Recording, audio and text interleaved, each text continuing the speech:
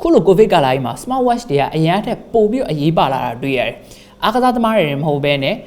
ကျမကြီးလိုက်စားရတဲ့လူတွေရောနောက်ပြီးတော့အသက်အရွယ်ကြီးရတဲ့သူတွေအတွက်ပါနေ့စဉ်အိတ်ချိန်မှတ်သားပေးတာတို့နောက်ပြီးတော့နှလုံးခုန်လုံးတိုင်းပေးတာတို့နောက်ပြီးတော့ COVID နဲ့ဆက်နွယ်တဲ့လက္ခဏာတွေဖြစ်တဲ့သွေးတဲ့ oxygen level တိုင်းပေးရတဲ့ပါတယ်ဒါတွေပဲလုံးလာလို့ရတဲ့အတွက် smartwatch တွေကအရင်ကထက်ပိုပြီးတော့အရေးပါလာတယ်ဆိုတော့ဒီနေ့ဗီဒီယိုလေးကတော့ဒါတွေအားလုံးကိုအဆင်ပြေပြေလုပ်ပေးနိုင်တဲ့ Huawei ရဲ့ watch face ရဲ့ first impression ဗီဒီယိုလေးပဲဖြစ်ပါတယ်ဆိုတော့ဆက်ကြည့်လိုက်အောင်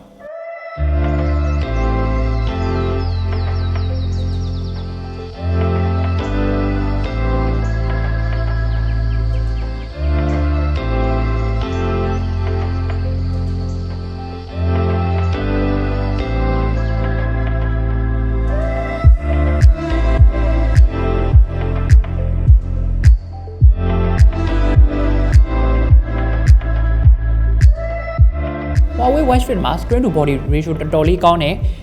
1.64 inch တောင်ရှိရ rectangular AMOLED display လေးကိုသုံးပေးထားတယ် AMOLED ဖြစ်တဲ့အတွက် screen က edge to edge top to bottom သွားပြီးတော့လက်ထဲမှာအပြည့်နေရရွေးအတွက်ကြည့်ရလဲတော်တော်လေးတက်တောင့်တက်တာရှိရနောက်ပြီးတော့သူ့ရဲ့ဒီ display လေးကလည်းတော်တော်လေးဆွဲရတာတော်တော်လေးကို fluid ဖြစ်ပါတယ်အခြားသော LCD သုံးထားတဲ့ smartwatch နဲ့ရှင်းလိုက်မယ်ဆိုလို့ရှိရင်ဒီကောင်လေးကတော်တော်လေးကိုသွတ်ပါတယ်325 pixel per inch ရဲ့ AMOLED display ဖြစ်တဲ့အတွက်စာရီပါတွေကိုလည်းပြက်ပြက်သားသားမြင်ရတယ်နောက်ပြီးတော့ဒီ smartwatch ရဲ့အလေးချိန်ကလည်း22 gram ပဲရှိတဲ့အတွက်လက်ထဲမှာပတ်ထားရလဲပက်လို့ပတ်ထားမှတော့မသိရလောက်အောင်တော်တော်လေးကိုပေါ့ပေါ့ပါရှိပါတယ်ဆိုတော့ဒီ watch face ရဲ့ display နဲ့ body size တွေတော်တော်လေးကိုသဘောကျမိတယ်ချေရထင်းရတော်တော်လေးကိုခံနိုင်ရရှိရဲ polymer fiber ကိုသုံးပေးထားတယ်နောက်ပြီးတော့ personal customize လုပ်ဖို့အတွက် watch face ပေါင်းကလည်း130 ထိတောင်ရှိပါတယ်ဆိုတော့ဒီ watch face တွေမကြိုက်ရင်လည်းကိုယ့်ရဲ့ထားပါတော့ gallery ထဲကပုံတစ်ခုကိုလည်းအကွာ wallpaper တင်ပေးလို့ရသေးတယ် button အနေနဲ့ကတော့ဒီ watch တစ်ခုလုံးမှာ home button တစ်ခုပဲပါတယ်အခုကျွန်တော် first impression လုပ်ပေးနေရတော့ black color လေးပါအားလုံးလည်းသုံးများကြအကြိုက်များကြတဲ့ color လေးပါကျန်တဲ့အရောင်နောက်ထပ်3မျိုးရှိပါသေးတယ်အကောင်လေးလည်းတော်တော်လေးတော့လှရတဲ့မှာပါပါတယ်ဆိုတော့ဒီ watch face လေးကိုစပြီးသုံးဖို့အတွက်ကတော့Huawei ဖုန်းတွေမှာဆိုလို့ရှိရင် Huawei ရဲ့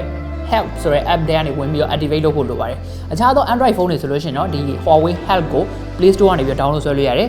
iOS device တွေမှာလည်း iOS ရဲ့ App Store ကနေပြီးတော့ဒီ Huawei help ကို download ဆွဲပြီးတော့သုံးလို့ရပါတယ်အဆင်ပြေပြေပဲ activate လုပ်ပြီးတော့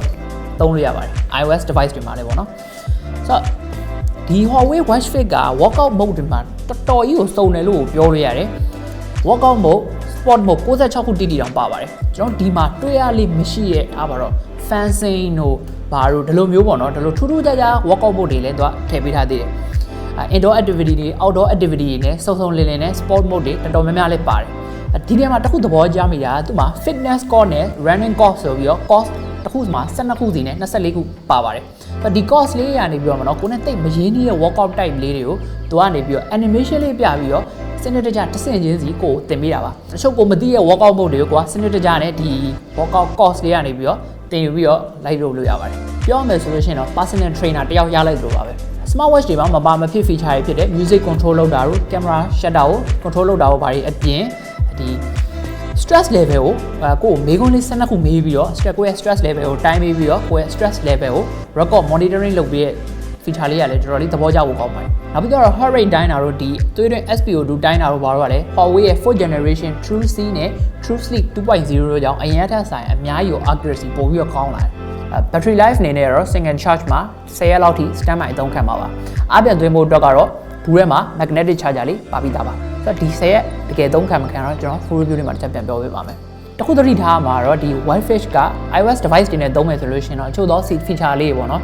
သုံးလို့မရတာလေးတွေတော့ရှိနိုင်တယ်နောက်ပြီးတော့ဒီအခြား Android ဒီ smartphone တွေနဲ့သုံးမယ်ဆိုလို့ရှိရင်လည်းတပ်ပါတီ app တွေပါသွင်းလို့မရဘူးတပ်ပါတီတခြား app တွေပါကိုသုံးနေတယ်ဆိုလို့ရှိရင်တော့သုံးလို့မရဘူးဒီဟာလေးတစ်ခုတော့ရှိတယ်Huawei watch face ကနာမည်နဲ့လိုက်အောင်ပဲ fit ဖြစ်ချင်တဲ့သူတွေအတွက်တော်တော်လေးကိုပြည့်စုံတဲ့ fitness tracker လို့ပြောလို့ရပြီးတော့brand level ရပြောမယ်ဆိုလို့ရှိရင် Huawei ရဲ့ band နဲ့ Huawei GT series ကြားမှာရှိပါတယ်